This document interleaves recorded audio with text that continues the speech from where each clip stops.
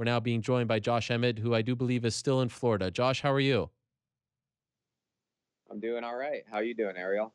I'm doing great, and I really appreciate you coming on and talking about this. I know it's probably not the most pleasant thing to talk about, but we certainly appreciate it very much. First things first, most importantly, physically, how are you feeling right now?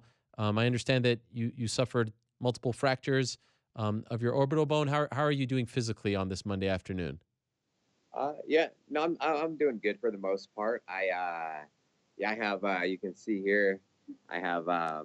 It's a tripod fracture, so there's three different fractures and three different bones in the orbital. And then I just left the dentist office because I had, I don't know, some messed up teeth, so I just got three root canals done. So Oh, that was fun. But other than that, just my heart hurts a little. But yeah, I'm ready to get back in there. do you need surgery on the orbital? I believe so. I was in the hospital the night after the fight, and they were going to do an emergency surgery, but since I didn't damage like the a lot of the major nerves were still intact, I didn't have to do surgery. So I'm going to get back home. I'll probably do something in Sacramento or go down to the Bay Area and have Stanford work on it. Are you still in Florida because of the injuries, or were you always scheduled to still be in Florida? Yeah, I'm here just because I had a lot of friends and family come out, so they all went to Disney World with their families and stuff like that. So my wife and I planned on going, but I had some other issues I had to take care of, so we were unable to make it out to Disney World. But maybe tomorrow we might meet up with them. Because of your health? Yeah, for the most part, we were going to meet up earlier, but I had to get in and see the dentist ASAP just to make sure that I didn't take a chance of losing my teeth. Okay. This may be a silly question, but I'll ask anyway. Did you suffer a concussion? I'm assuming I did. The hospital I went to in Orlando it was pretty bad. Like when I was in the back getting checked out by the UFC doctors, everything was okay. I got put in the ambulance, and then I'm allergic to morphine. I experience vomiting and just get nauseous. So I told them that that's all they had on hand. So they didn't give me any pain medicine. And then I got to the hospital, and I don't know what the holdup was, but it took so long before they administered anything to me. So I was just like laying there in pain. And then, like 90 minutes into it, I finally um, started getting some pain meds.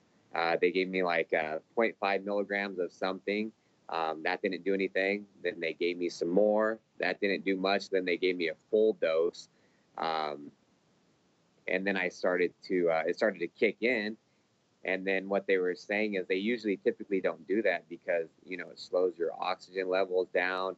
I guess I kind of stopped breathing for a little bit, and the alarm was going off, so I was woken up when they were shaking me, like breathe, breathe, and then Oh, that happened a few times. So it was a little bizarre, not the best experience I've had in the hospital, but it is what it is. would you say this was the worst experience of your MMA career? Like just the pain that you felt afterwards, the result of what happened in the fight. Is that fair to say? Um, I don't know. My first UFC fight was pretty painful. That compound fracture, that was painful. When I fought in Sacramento in my hometown, I got a bad knee or kick in the first round, separated the cartilage, couldn't really breathe. That was pretty bad. But this was just a little different. I thought my jaw was broken, but that wasn't the case. It was just the orbital, and then the displacement of the teeth. So it's definitely up there. Okay. Have you ever broken your orbital before? I have not. I've Okay. broken my jaw before. Um, I I broke this part in half, and then I shattered the right side Wow. um, in training before back in the day. But this is just different because there's so many nerves, like I said, in the orbital. So my whole lip, my nose is completely numb, and my face. So it's like I can't feel anything. It's just a weird sensation.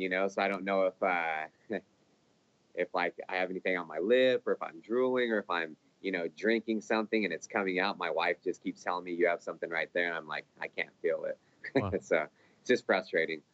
Have you had a chance to watch the fight on television or on your phone, online? I have not. Man, I really, like I said, I was in the hospital. I was in there till 4 a.m. I, I was kind of just in and out of it. I, then they took me back to the hotel. I woke up in the room, and I didn't realize that because my wife and I were staying at an Airbnb. And then I woke up in the room in the morning in a hotel, and I was like looking around, and I was like, man, where am I? And then I started getting all these like just text messages and stuff. I didn't check my phone the night before, and people were talking about it, illegal blows, and Uriah had talked about appealing it, and my management team. So I had no idea what was even going on. And then I saw a short clip that my manager sent me, and then I watched it, and I was like, oh man, that makes sense. I thought I got kind of hit with the uppercut, could have been a knee, and then obviously I'm getting hit. We're in the fight, so I'm not going to stop and be like he's hitting me in the back of the head, and not saying he's a dirty fighter at all, but after watching it, I just wish I had more of a fair chance. I wish Dan would have done his job. If he would have stopped the fight, I got a little time to recover. They maybe took a point away from Stevens. It could have been a completely different outcome. And he's saying he didn't see it. I watched the clip. Uriah even sent me a picture, and it shows the knee connecting with my head and Dan looking right at us. So I don't really get what the whole how he couldn't see it. I know this has happened in the past, even at UFC 210 when I think it was Weidman and Musasi. It was a legal blow and he stopped the fight, but then this was an illegal blow and he didn't stop the fight. So I don't know. I just wish I had a fair chance. Could have been a different outcome. So based on what you've seen, you feel like the punches that were thrown before the knee were illegal. They hit you in the back of the head. Oh, there was like two, three elbows to the back of the head. And I know I turned over, but Mm. I wasn't moving my head a lot like they were saying. I was just taking hard elbows to the back of the head, and then I stood up, and it was a I thought it was a pretty decent blow to the head. Maybe not direct impact, but even a hard glancing shot is still a hard shot. Um, and then obviously the elbows that he followed up with, those are the ones that kind of put me out and hurt me. The knee, the knee after the punches to the back of the head and the elbows, or to the side, and those are always tough in the heat of battle. It's always tough for a referee to determine, are you moving into them and what's going on. So you'd like to give the referee the benefit of the doubt, but that knee where he's clearly squaring you up and you're on your knees, so you're in that illegal down position, so to speak. Do you recall at all? And I know this is a very hard question, but just for the sake of asking, do you recall how much it hit you, if it hit you at all? Because that seems to be the big point of discussion. Did that knee actually hit you? It's clear that it hits you on the way back in the back of the head, but the initial throwing of it, do you recall it touching your head at all, your forehead? I just thought it was a blow. I didn't know what hit me, Yeah. but it definitely skinned me after watching it and coming down. And regardless of the new rules or the old rules, I was still a downed opponent because both knees were down. So even Yep. if one hand or two hands was up, it was still an illegal blow. Even as Daniel Cormier said, any impact, it doesn't matter how hard it is. If it makes contact, it's still an illegal blow. He should have stopped the fight right then. I got my break, whether they take a point away or not, and it could have been a completely different outcome. That's what it's just I didn't even know. It was a fight. Sure. I know he wasn't trying to do that. It's the heat of the battle. Um, but man, there's a reason why there's rules in place. Um, so I think they should have implemented them. And yeah, it's frustrating now, but it is what it is. In the post fight show, on the post fight show, Jeremy Stevens said that in the back he was told by Dan Miragliotta that if you have a hand up, that is a legal strike. I believe, with all due respect to him, and I don't believe he's a dirty fighter. I believe he's confusing two rules. I believe he's confusing the old, downed opponent rule where you have 2 feet up but no knees on the ground and you play the game, Yeah. and the rule where if you have a knee down, it's illegal no matter what. I think he's confusing those two things. But I'll ask you because maybe it's Dan Miragliotta who's confusing it. I would be very surprised if a referee of that stature is. But did Dan Miragliotta visit your locker room and tell you the same thing that Jeremy Stevens is saying Dan told him? Well, yeah, he said that Florida's under the new rules. So Yeah. I'm I know what the old rules are. So in it like you're saying, so if you're in like a tripod position, you're on both feet, both hands are down. I pick one up, then you can knee or kick in the face. Yep. But when both knees are down, you're still a downed opponent. I could have lifted both my hands up. He knees me in the face. That's a downed opponent, which I was clearly. And I don't even think he picked one hand up like he said. I saw that interview. He put both his hands on my shoulders and went for the knee to my head. So whether one hand, two hands was up, it's still a downed opponent. It's still an illegal blow to the head. It should have been stopped. Yep. Do you feel like he did it on purpose? Do you think he just lost control and did it No, on purpose? no, I don't think so. It's a fight. You're trying to win the fight. We both are. I don't believe he's a dirty fighter either. I don't believe he was doing it on purpose. But I can't say that because I don't know what he was thinking. Hmm. So maybe he was, but I would hope he wasn't trying to do that, which I don't think he is. And but it's still a rule's a rule. I just Uh, can't get over that. Otherwise there should be no rules, and it should be pride rules. Back in if there's rules that are set, they need to be obeyed. did you hear? Have you heard from Jeremy since the fight ended? No, I haven't heard anything from him, but I just went out. I posted something the other day, and just congratulated him, and just saying like, and then after seeing that, I would like a rematch. You know what I mean? I won the first round. I was winning the second round, doing really well. He caught me, just perfect. Little left hook on the chin. I was composing, getting back up, and then I just felt like some of those illegal blows, um, and made it a lot worse for me. Have you heard from Dan Miragliotta at all? No, no. Did he? Do you recall him saying anything to you after the fight? No, no, I don't remember anything. So are you going to appeal the loss?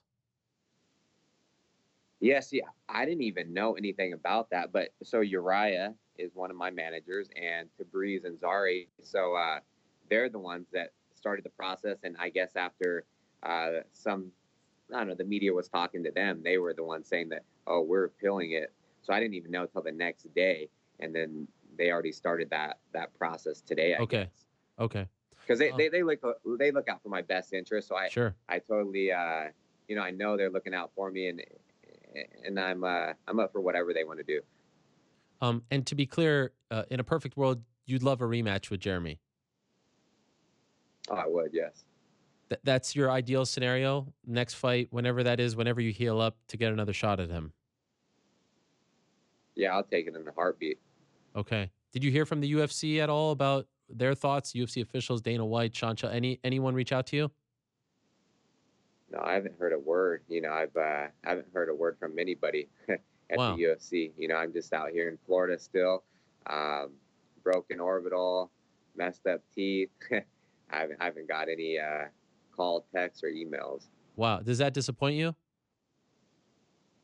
Uh, I don't know, a little bit, but I don't know. It does a little, at least like, hey, how you doing?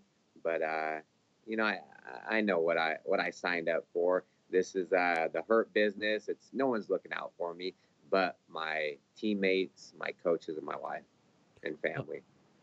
just curious, did you see any other portion of the post fight show? And one person who has received some criticism is Dominic Cruz for, really backing his teammate, but maybe doing it, a little too much. Did you have any issues with the way the whole situation was being presented on either Fox or FS1, considering you were the one being affected by it? Um, I saw a few clips of like my teammates posting things. I really didn't see anything because I was fighting, and then I was in the hospital the whole night. But how he was just excited about what was going on the Fox booth, I didn't really care for. Um, since after Wayne's, I went up there and I did the Fox booth live as well, and they positioned me right next to Dominic Cruz, and I know that's his teammate. I know it's his friend. I just thought it's kind of awkward, and he's asking me like questions that it's I know he's rooting for his teammate. Obviously, he's biased towards him, and he's trying to ask me questions that I already know. He's just trying to get a rise out of me, and I don't have like an alliance, or not an alliance, but I don't have like a feud against any of them. I don't know any of them personally, and he's asking me if there's a rival. There's no rival for me. There may be from my teammates to Yeah. their teammates, but I don't know them personally, so I'm not gonna make accusations about someone I don't know. And I just thought that whole thing was a little weird, and then how he's carrying himself on the Fox panel when he's a journalist and he should be held to a high standard. And I don't know. I think sometimes it just looks our sport look bad. A last thing, I don't know if you obviously probably didn't. You've got better and more important things to do. But I did reach out to several referees, and I just wanted to throw this your way after what happened on Sunday, and I asked them what they would have done. And this is a tricky situation for them because Dan is a colleague, so no one wants to really come out and criticize and say, Yeah, "Oh, I would have done X and Y." But to a man, the unanimous response was the action should have been paused because of the illegal strike thrown and grazing your head. Is very clear that you were down. Pause, separate you two, bring in the ringside physician. If the ringside physician says that you can go and you say that you can go, point deduction from Jeremy Stevens, which you said. If the ringside physician says you can go, but you say for whatever reason you can't go, KO for Jeremy Stevens. And if the ringside physician says you can't go, then it's a DQ. One of those three things should have happened after bringing in the doctor and, of course, the fight being paused. And so my stance is, and I would say to you, I would say to Jeremy, I'd say to Dominic, anyone, you deserve better. You deserve the fight, being paused because there's nowhere in the rule books that states grazing is okay, but connecting flush is not. If it touches, it touches. And to me, it clearly touched. And to me, you were clearly down. And in the post-fight interview, when he says he thought that your hand was up and that's why he threw it, he's obviously confused there, and that's okay. But he's also admitting that he threw that knee intentionally, yeah, and so that's a problem. yeah. And so I really feel for you, and I think it's a crummy situation that you were put in, especially in your first main event. So I'm sorry it went down that way. It's okay. And that's what man, I felt great. I was, like I said, I was winning the first round. The second round was going really well, and it is just unfortunate, because it was such a big fight for me, and just the way it ended, and man, it's upsetting. But I can't really. There's nothing I can really do, and my management team's talking about filing an appeal, but I don't know really where to go from there, and it's an uphill battle, and it's going to be a little tricky, I'm assuming, but hopefully it all turns out well. Last thing, would you like to see replay being used more? In Florida, you can use replay. Do you Yeah, think that that should be something used? I definitely think so, and I think in the past, even in the UFC, they don't really use too much replay, anyways, right? It's a newer thing, So yes, in some jurisdictions. yeah, so I think they should go back to that, or have some sort of protocol where they can do these things to legitimize these rulings, because it's I don't know, it's at the top of the game, and it's on the same playing field as like the NFL and NBA, and they do instant replay and things like that, because you can lose a fight, and this was a huge opportunity for me, and this was going to be life changing, and now it ended that way, and then I still get the critics like, oh well, you still lost, but I'm like, it doesn't matter. It's the way it went down. Yeah. Uh, Otherwise there wouldn't be rules in the first place, but there are rules. When do you fly home? We're actually leaving tomorrow night, Okay. Well, and safe then travels. as Oh, soon as go I ahead. get home. Yep. Oh no, I was gonna say, as soon as I get home, I have to go see a doctor, and then we're gonna check out the orbital, and probably get right into surgery ASAP, so I can have a speedy recovery and get back into the gym. Well, I certainly wish you a speedy recovery. I wish you nothing but the best. I really appreciate you coming on and talking about this, Josh. Thank you so much. Try to enjoy the sunshine over there in Florida, and I hope you'll be back at it sooner rather than later. I know these appeals often don't work, but good luck with it. And I know there's also a stigma attached to the appeal where you get called for like, oh, being a sore loser, but you said it yourself, rules are rules. So you might as well try to do what's right. Thank you again. Congrats on a Yep. great fight up until that point, and I hope that we'll see you back in there sooner rather than later. All right, cool. Thanks again, Ariel. I appreciate you. All right, there he is, Josh Emmett. Unfortunate situation, but can't thank him enough for coming on.